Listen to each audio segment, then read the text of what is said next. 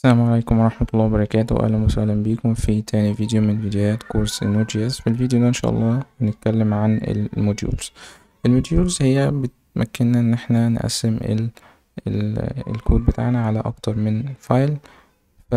وعندنا الموديولز ديت بتتقسم يعني 3 أنواع. أول حاجة الموديولز الخاصة بينا اللي احنا بنعملها. تاني حاجة الموديولز اللي هي خاصة بالنود جي اس اللي هي بتجي built in مع النود جي اس. لما تعمل انستول للنود جي اس فانت مش محتاج ان انت تنزل اي حاجة عشان تستخدمها. تالت حاجة الموديولز اللي هي third party modules، وديت بتحتاج ان انت تنزلها عن طريق ان انت تستخدم نود باكج مانجر مثلا زي ال npm، وهنتكلم عن الاتنين دول بعدين. فالفيديو ده ان شاء الله هنتكلم عن ازاي نعمل الموديولز الخاصة بينا. يلا بينا.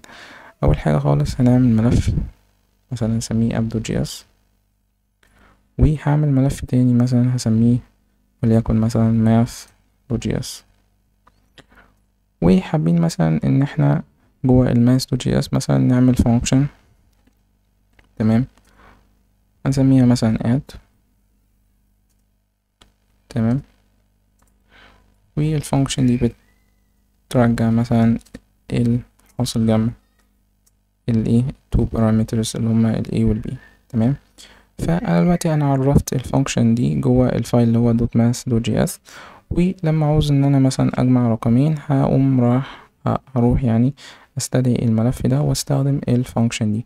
بس عشان اقدر استخدم الفانكشن دي لازم اعمل لها export. لو ما عملتهاش export فهي تبقى متاحة فقط جوه الفايل اللي هي متعرفة جواه اللي هو math.js.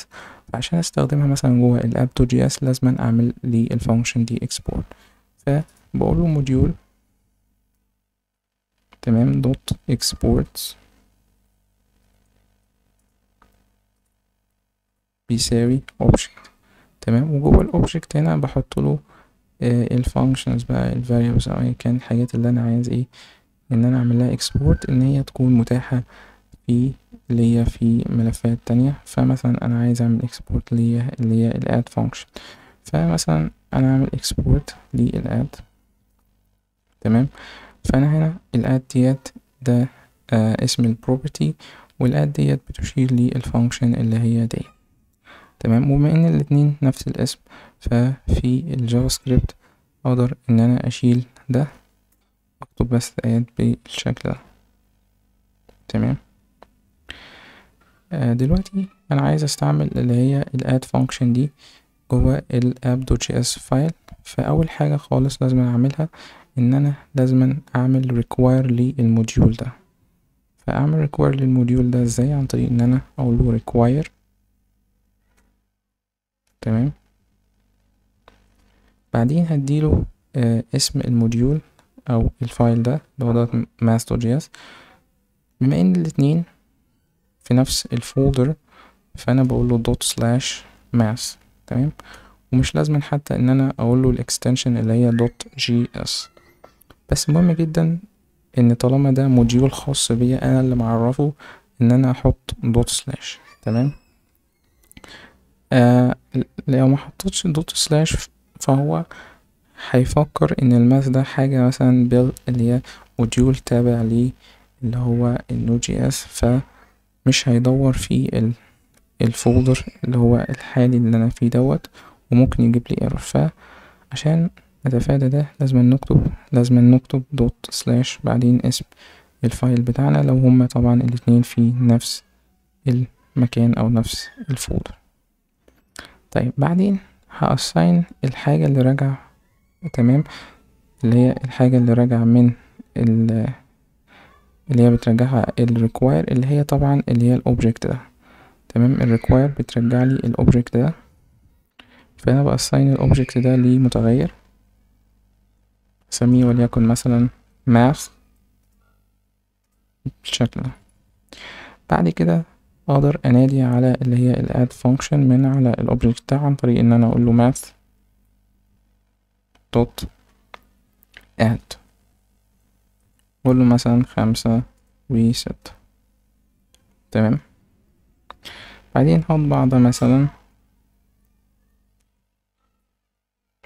مثلا في الكونسول اللي هو التيرمينال. تمام، عشان افتح التيرمينال اللي هي بتكون موجودة جوه الفيجوال ستوديو كود، اضغط هنا بعدين تيرمينال بعدين اقول له نيو تيرمينال، او ممكن استخدم الشورت كات.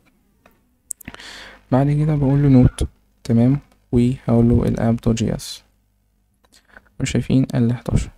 تمام، لو انا ما عملتش اكسبورت للفانكشن دي ايه اللي هيحصل؟ يعني لو الاكسبورت ده عملت له كومنت مثلا كده ما عملتش اكسبورت، فبالتالي لو انا عملت ران كده جاب لي ايرور. تمام، قالك ان الماث دوت اد is not a function.